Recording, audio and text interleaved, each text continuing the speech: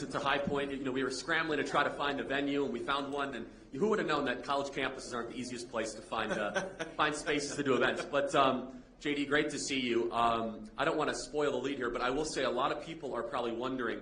You were on Joe Rogan yesterday, so a lot of people were like, I was. Yeah. We did almost 4 hours with Joe Rogan. That's called the introduction. Yeah, that's right. We covered almost every imaginable topic, and it's supposed to drop around 1 o'clock today. So the episode will be out today. You guys will have to listen. Tell me what you think. So you're traveling the country. You're in 3 states today. Yep. Meeting with voters. And here in North Carolina, it has actually, I believe it's 120 plus universities, colleges, or community colleges. It's populated with Gen Z and voters that care about their own future, owning homes, and so on and so forth. What are you hearing from voters, and what is your opening message to younger voters that are not sure how to think about this election? Yeah, well, first of all, I think younger voters in some ways have the most to lose or the most to gain from getting this election either right or wrong. Because, one of the things that worries me when I hear Kamala Harris speak is I hear a person who doesn't have strong or sincere views about what she actually wants to do. Set to the side any policy disagreement you might have with Kamala Harris, and I have a lot. And set to the side, by the way, policy disagreements you might have with a person like Barack Obama, and I have a lot there.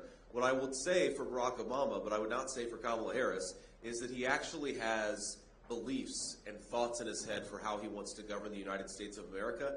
And I hate to say that, I don't think you can say this about Kamala Harris.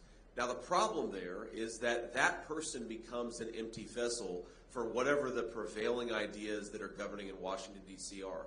And what are the prevailing ideas that are governing in Washington, D.C. that affect young people disproportionately? Number one, that we should use our young people as cannon fodder for foreign military misadventures that are frankly going to get a lot of your peers killed unless we have a smarter foreign policy. I think you guys have a lot to lose because we are on the precipice of many broad regional wars, potentially even a world war. Do you want a person like Kamala Harris negotiating in private rooms with people like Vladimir Putin and Xi Jinping, or do you want a guy like Donald Trump actually sticking up for the United States of America? I think the answer to that question is obvious. The second prevailing idea in Washington, D.C. is that we should let in millions upon millions of illegal immigrants who compete against young Americans for important jobs, who undercut the wages of American workers, and it's American workers of every color, every background, but we have to recognize that when you let in millions upon millions of illegal aliens, it really severely undercuts the wages of people, especially people who are entering the workforce, which is true of every person in this room. And the final thing I'll say, Charlie, is if you look at the biggest drivers of why are homes unaffordable in the United States of America right now?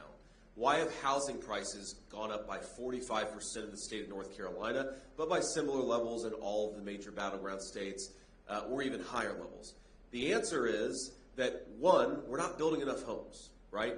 And if you look at Donald Trump's regulatory policies versus Kamala Harris's regulatory policies, yes, if Donald Trump is president, we will build far more homes than we would if Kamala Harris is the president. But it's important to recognize that no matter how many homes you build, if you allow an unlimited wave of illegal immigrants to come into the United States of America, those people are going to end up owning the houses or living in the houses that ought by right go to American citizens.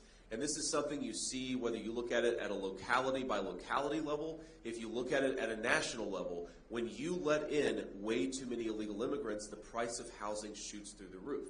So the question young people have to ask is, do I want to have a job where I earn a good day's wage for a good day's work? Because if so, you've got to vote for Donald Trump. Do I want to raise a family in an environment or just build a life in an environment where I can afford to buy a home?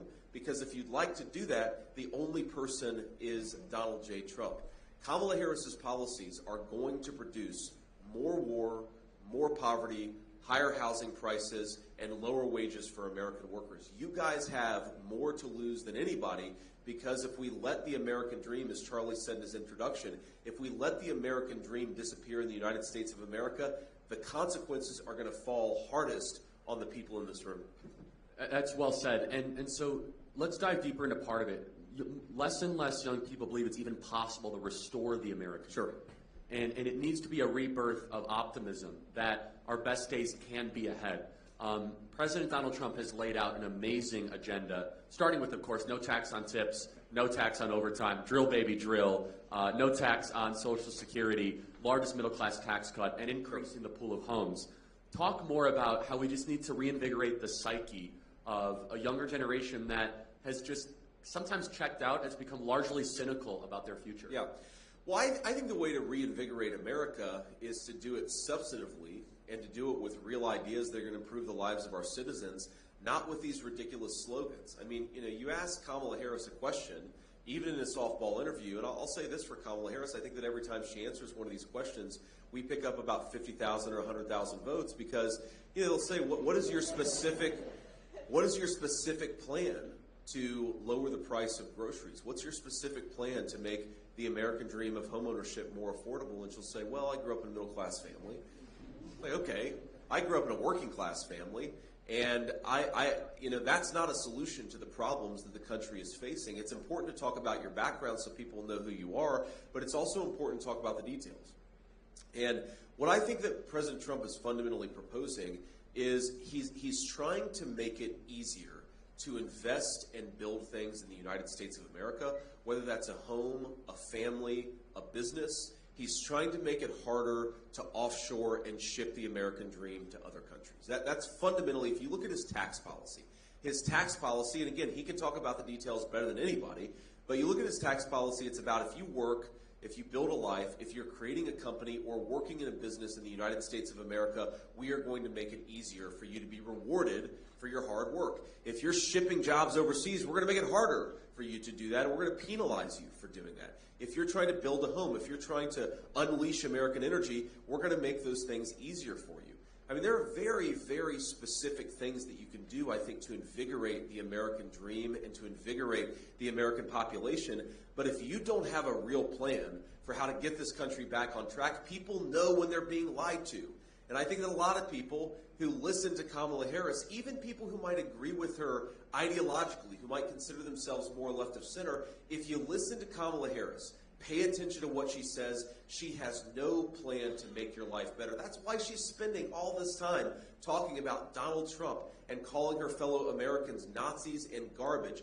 Kamala Harris is way more interested in Donald Trump's past than she is your future. And we need a president who knows that the way to get the country back on track is to govern it effectively, to give people a specific sense of what that vision looks like, and then to implement that vision and let Americans do what they do best, which is build a good life for themselves. That's what has to change, and that's what's so different about Kamala Harris's present leadership versus the change that Donald J. Trump is offering.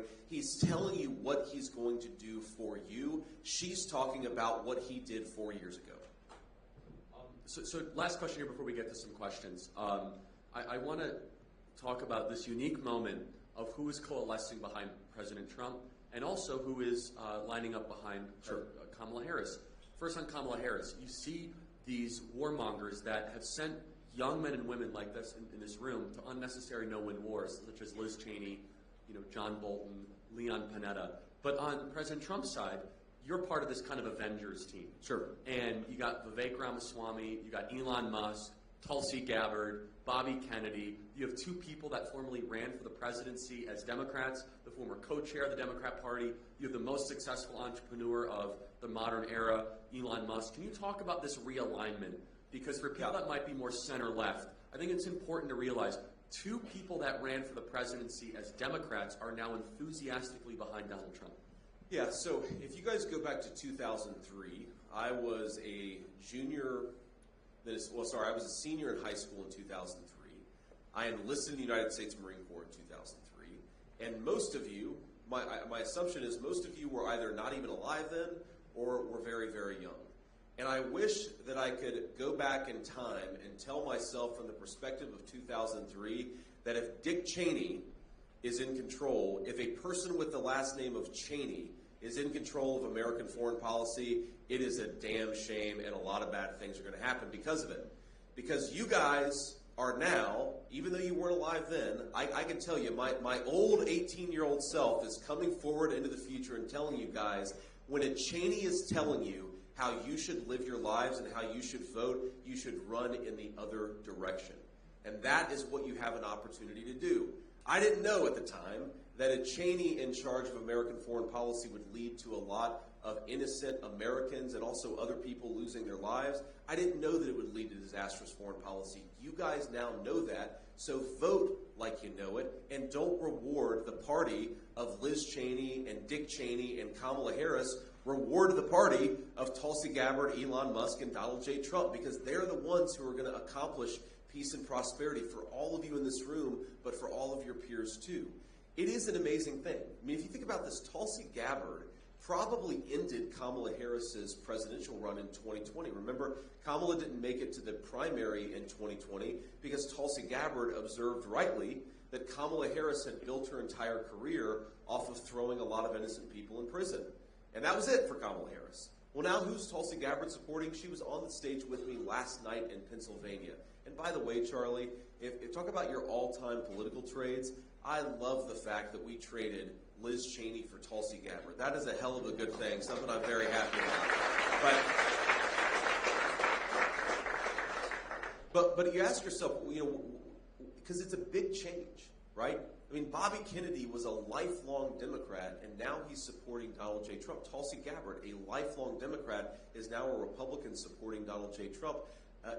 What has changed? And I think it goes back to basic common sense, okay?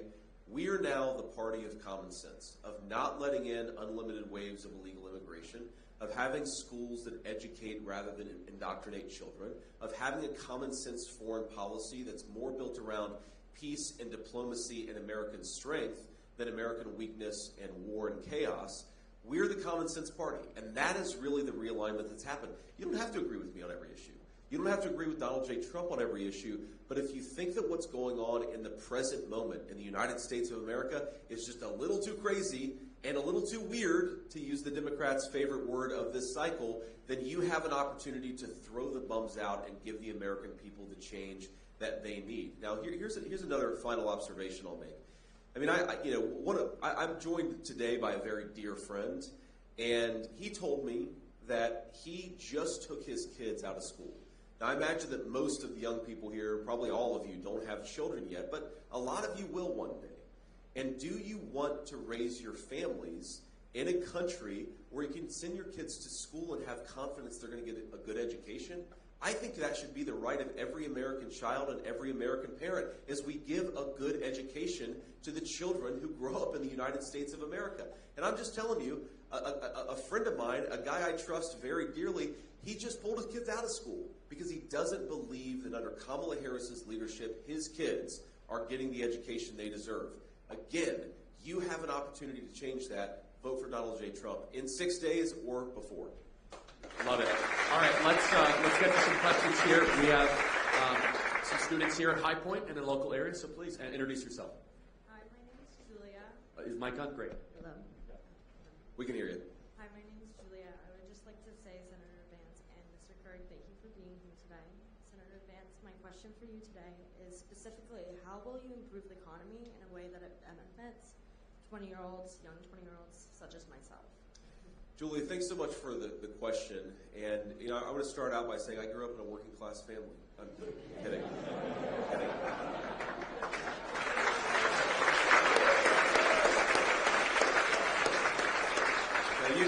Now, you asked for specifics, so let me give you a few specifics. Okay, so right now, the American tax code is designed in a way that rewards investment overseas and in some ways penalizes investment in the United States. What does that mean? That means fewer factories, fewer businesses, fewer non-factory businesses, whether it's manufacturing or non-manufacturing, are being built in the United States of America. That means we have less technological innovation in the United States of America, and that means our workers aren't earning the higher wages that we want in the United States of America. If you go back to the 50s, the 60s, the 70s, workers were getting consistent pay increases year over year.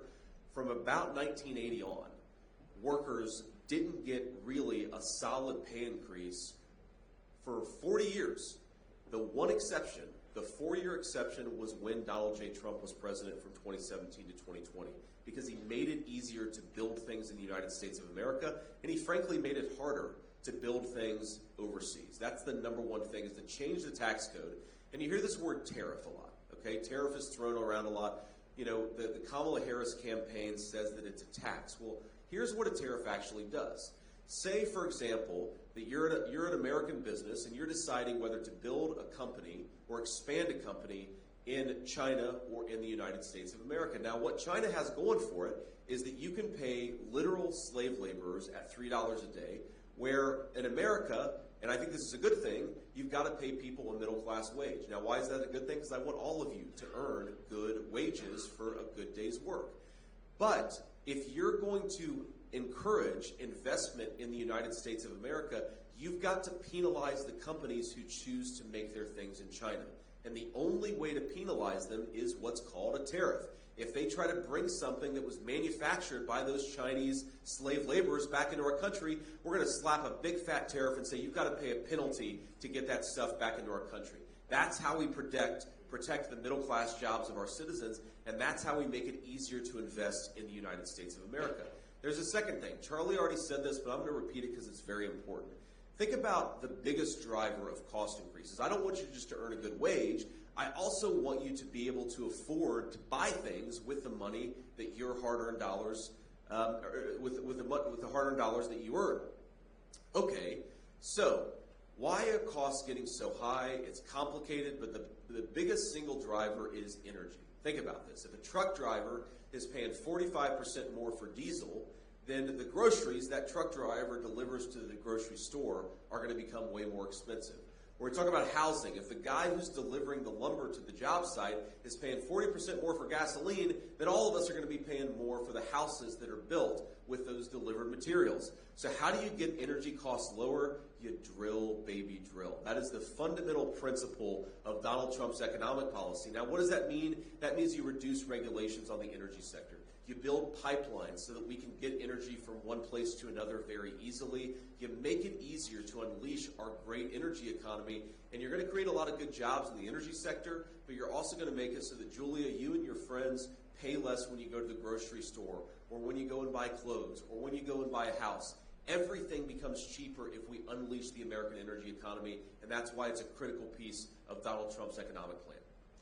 Thank you. I think we're going to go here. Is that right? Oh, you have a mic? Not? Here next? Okay, great. Hi, I'm Rowan. Hey, Rowan, how are you? Hi, nice to meet you, John. Nice to meet you. Again, I just want to say thank you both, Senator and Mr. Kirk, for being here today. We're really grateful that you decided to come spend some time in High Point. As far as my question goes, we know that many voters in our generation have expressed concerns about our financial futures. Amidst the current housing crisis, we've seen a lot of stricter zoning, building regulations, especially from local governments, especially from Democrats, and it's definitely been very detrimental to our housing system. What specifically do you see in policies changing that will help to ensure that we can one day own homes? Yeah, thank you for the question, Rowan. And one, just to go back to the energy costs, that's a big driver of housing costs. So lowering energy costs is going to help us lower the cost of housing. The second thing is, you're right, that a lot of these local regulations put in place by governments, local governments, primarily Democrats, make it harder to build housing. But there's a lot that we can do on the federal level to reduce regulations and make it easier to build houses in the first place. We want to do those things. And frankly, we probably want to make it harder for those local governments to restrict the supply of housing.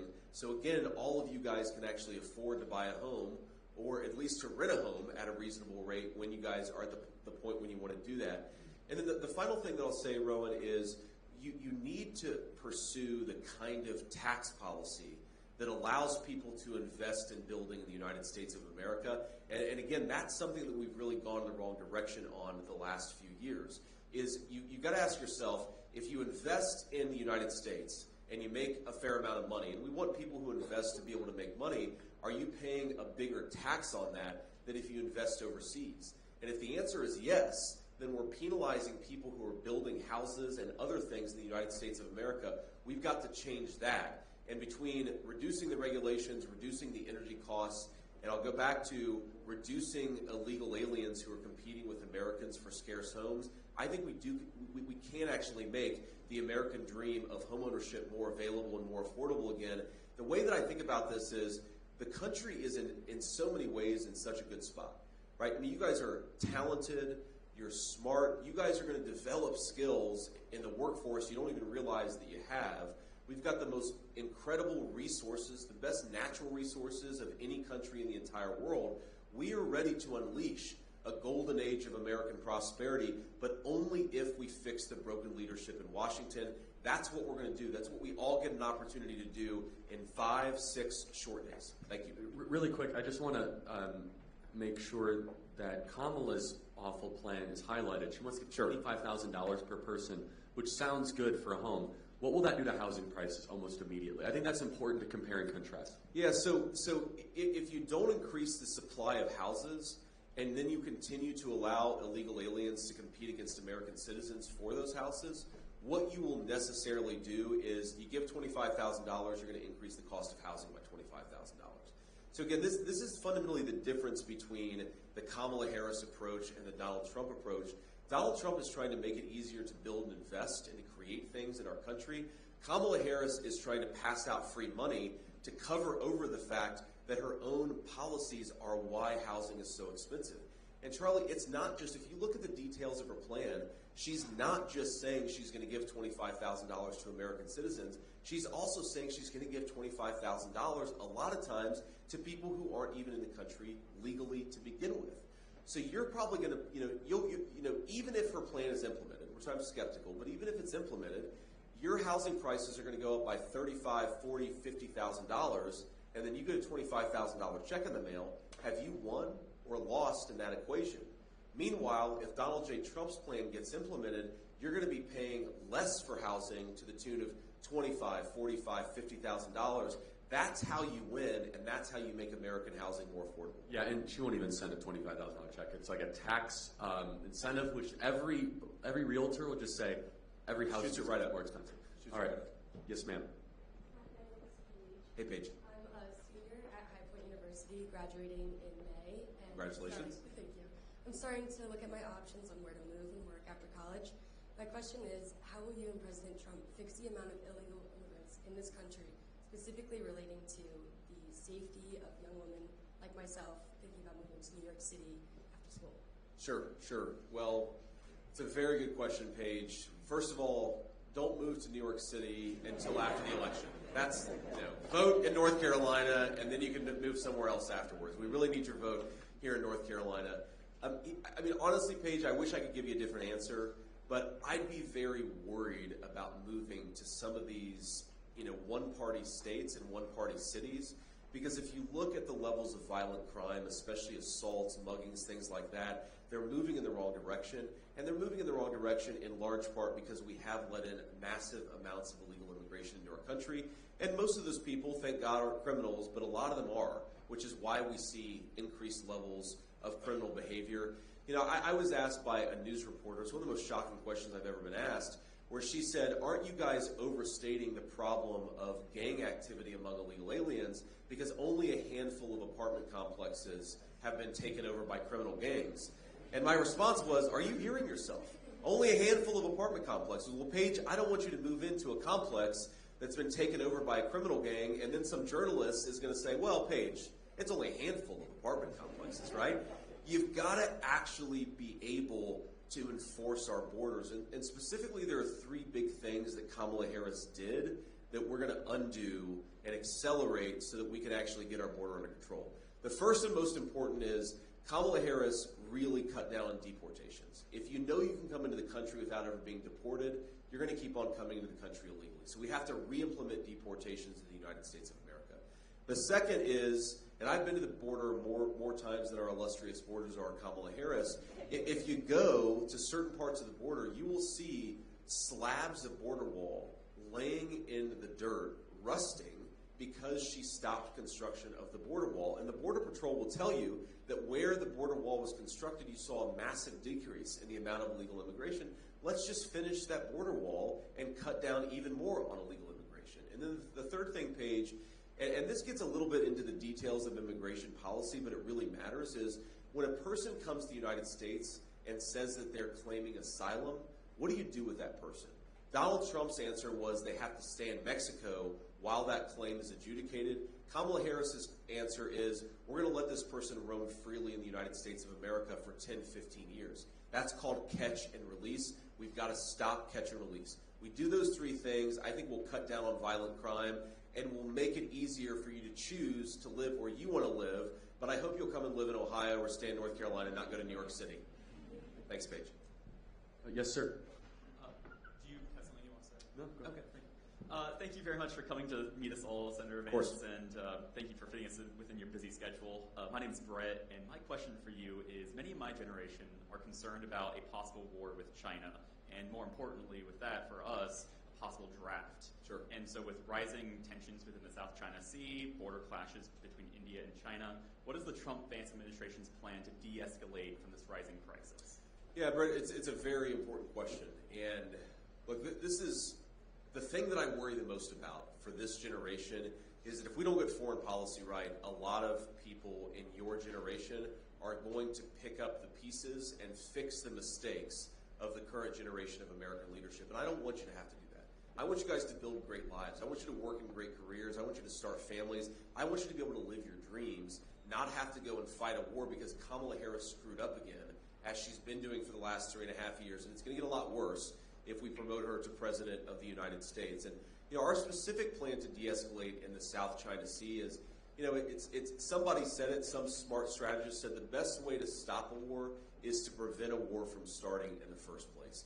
And this is what, if you go back to Donald Trump's foreign policy, consider Europe. Russia invaded a sovereign nation when Barack Obama was president. Russia invaded a sovereign nation when George W. Bush was president. Russia invaded a sovereign nation during the Biden-Harris administration. The one time in the last 2 decades that Russia didn't invade a sovereign nation was when? Under the 4-year administration of Donald J. Trump. Now, why was that? And people always say, especially my fellow Republicans, they always say, well, Donald Trump's foreign policy was strong. Well, it was strong, and that's definitely true. But that's only half of it. It was also smart.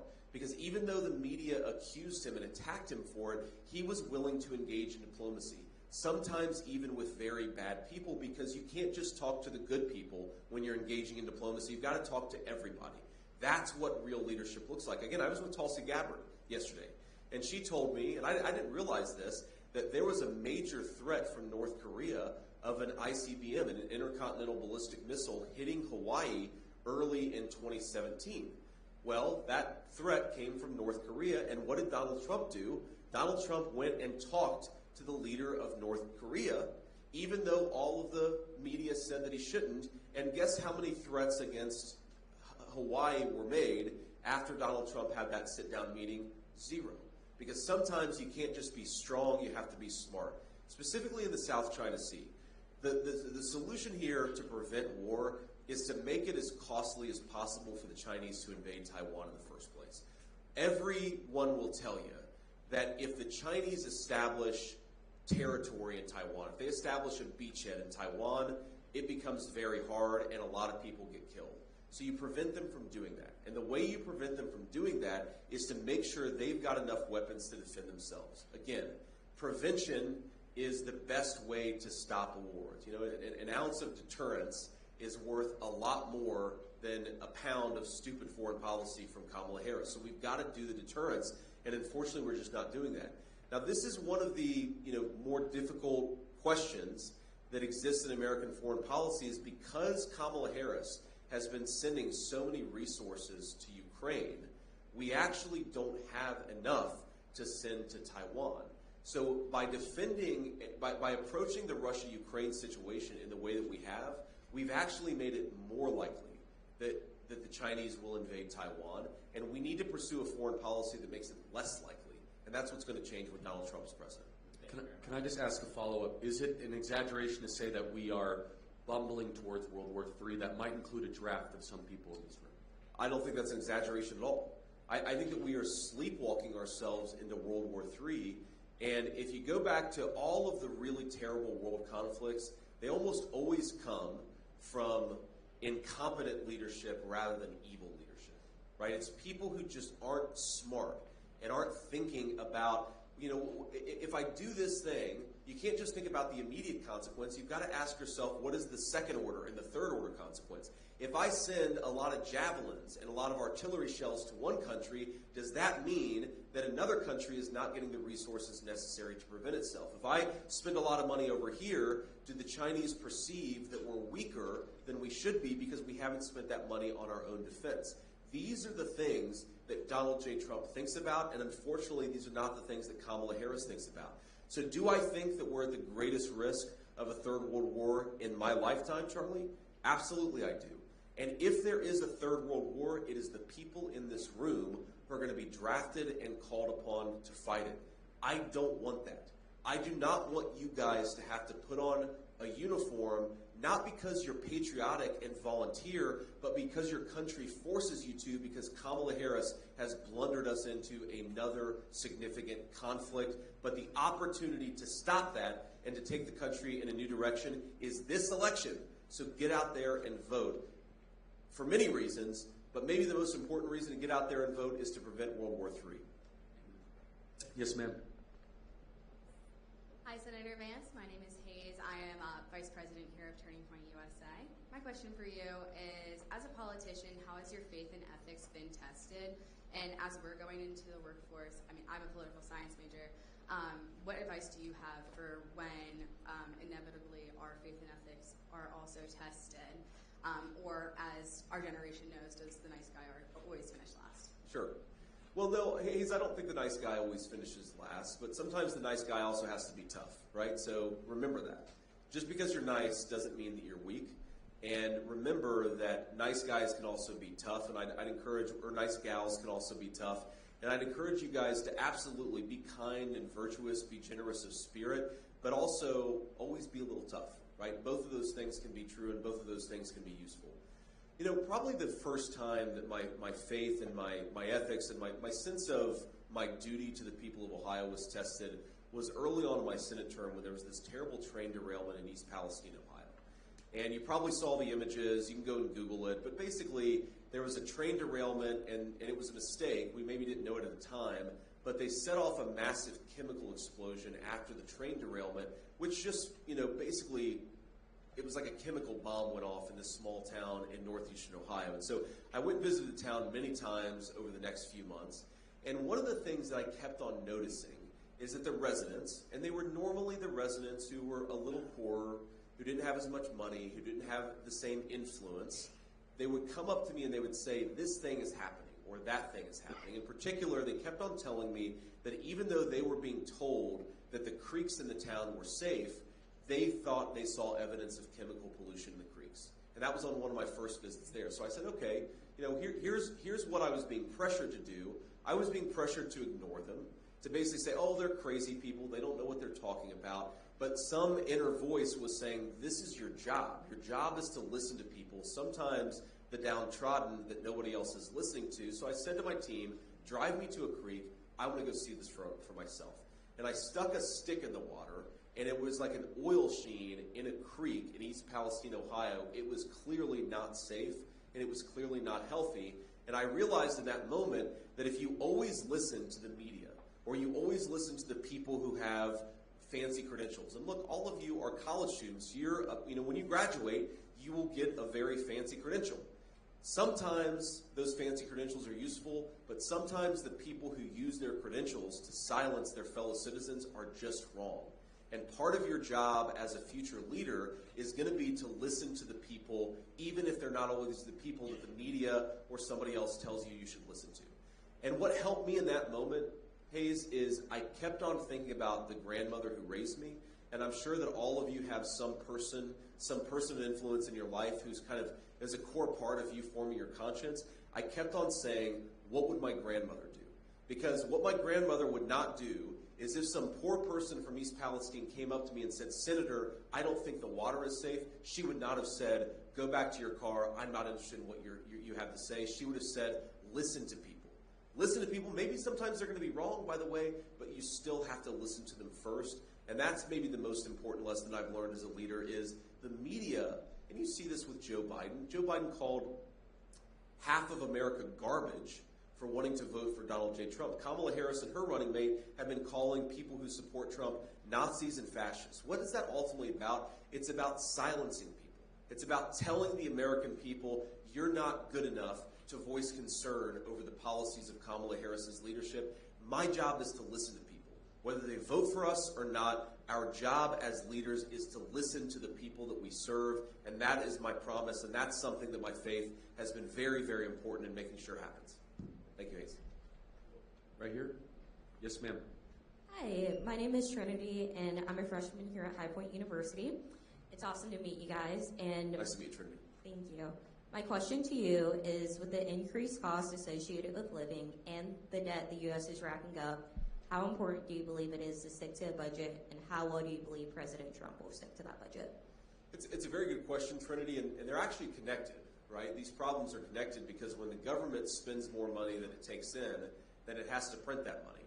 And that printed money shows up as inflation. So the average North Carolina family is about $29,000 poorer because of Kamala Harris's inflation. Now, they didn't see that in an IRS bill, but they saw it in their groceries bill, they saw it in their rental bill, they saw it in their car payments. That inflation is a hidden tax on American citizens, and it comes partially from when the government spends more money than it takes in. So what we have to do is we have to cut spending in this country. And there are a lot of very specific things that you can do to reduce the amount of money the federal government is spending. I mean, look, there is so much stupid stuff that your government does with your tax dollars. We could get back to some very common sense fiscal principles very quickly.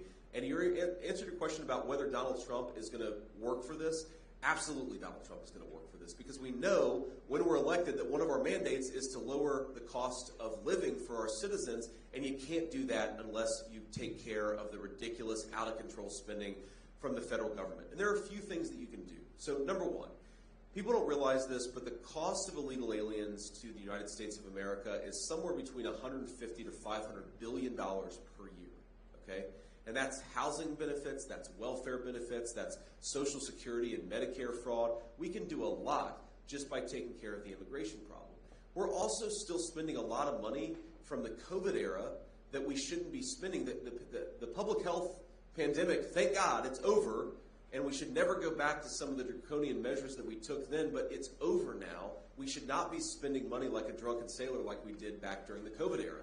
So you do those two things, you can really, really lower the cost of living, but also get our long-term budgetary picture on a more sustainable pathway. And as Charlie knows, like so many other issues, this one affects you more than it does me, right? Because all of you are going to outlive me, hopefully. All of you are going to outlive me. You're going to be paying off the debt that we're incurring right now for a lot longer than any of our politicians. So when you see Kamala Harris's spending proposals, you ought to be asking yourself, is it worth the debt that I'm going to be paying off for the rest of my life? Almost always the answer is no. We should vote for fiscal sanity, which is why Donald J. Trump needs to be our next president. Now, just a fun little wrinkle to that I know everyone in the audience will enjoy. President Trump has blessed DOGE, the Department of Government Efficiency, run by Elon Musk. I mean, it's a little bit silly. At the same time, Elon has a track record of cutting spending and finding waste.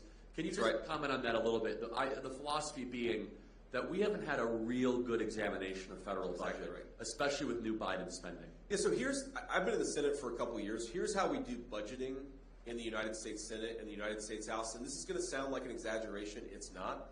We basically get right to the point where the government runs out of money, and then somebody says, okay, let's just pass a bill where we spend the exact same amount that we did last year, only with a few % increase for inflation.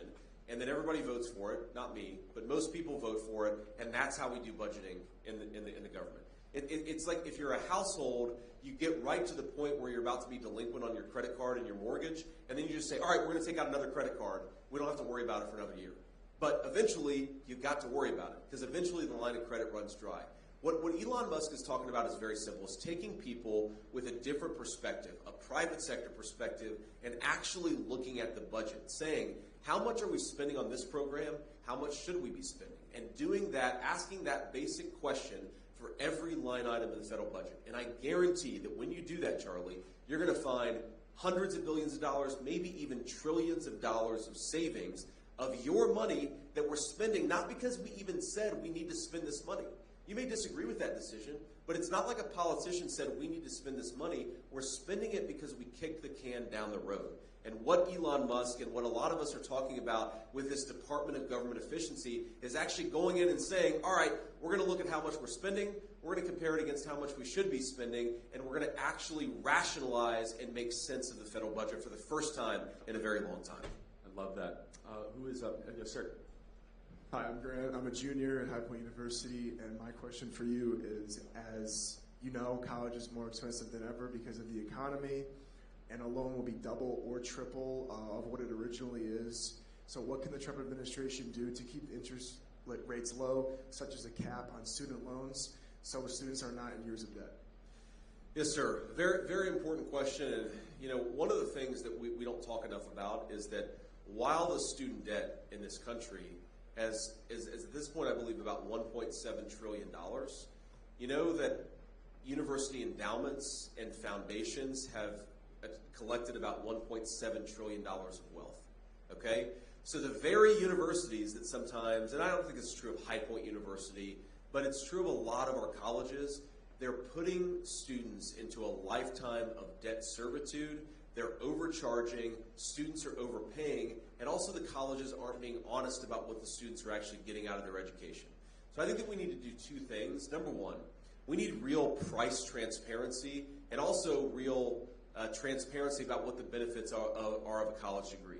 When you go to college, your college should have to tell you, here's what you're going to get out of this particular degree. Here's what you're going to get out of this particular program of study. I had no idea what I was getting myself into when I went to college. You should know what you're getting yourself into when you go to college, and that means that colleges have to be more honest about it. Here's the second thing. We need to not have a lifetime of debt servitude follow around our students. And I want to contrast this because when Kamala Harris talks about this issue, she's basically talking about shifting the debt from one group of citizens to another. Having plumbers and electricians pay for the debt of college students, I think that's irrational and it's unfair because it's not the plumbers and the electricians who are at fault for this college debt crisis. It's very often the university administrators themselves who are not being honest with you guys about what you're getting out of college experience. So here's one thing we should do. We should say that if you are accumulating a lot of college debt, that debt is not going to follow you around for the rest of your life. That's a simple policy choice that we made, and we're going to unmake it because if you incur a lot of debt and you get into a situation where you're in a tough financial position, you should not have the colleges able to collect on your debt, sometimes even garnishing your wages before you can actually get the paycheck that's coming to you. We've created a generation of debt servants. That's got to change. And frankly, it means that colleges have to take accountability, not our fellow citizens. The colleges have got to take accountability for this college debt crisis they've created. So in closing, we have to wrap it up. To kind of make the final argument here to younger voters across the country and here in North Carolina, as I mentioned, there is this unrecognized breakdown in the social contract. We do politics for many reasons, but basically we do it to make sure that your kids have a better life. That's right. That's why we do what we do. And there has been generational theft that has occurred to this generation. And JD, you're kind of in the middle here. I hope you guys understand, this is the youngest vice presidential candidate, I think, in what? Like 150 years? The first millennial on a major party ticket. First millennial, and I'm a millennial here, so we share a generation in that way. And so JD has an ability to really see into what you guys are experiencing and understanding a lot of these problems. You guys have never lived, no one's ever lived through this before, and your parents say, oh, it was hard when we were younger. They had a much different set of circumstances than you guys did. The likelihood of you renting and not owning is much more likely to rent, not own if things continue. So kind of summarize this all together, JD, for a generation where the social contract has been broken and we must renew it. So my simple argument to all of you and to all of your generation is that you should be pissed off. And why should you be pissed off? You should be pissed off because you're the first generation in the history of the United States of America that is unlikely to be able to own a home. that is unlikely to be able to earn a wage on which you can raise a family, that is more likely to be indebted than you are to accumulate wealth. And the reason you should be pissed off is because it's come from a failed generation of American leadership. The people who are older than me and older than you, they have failed you.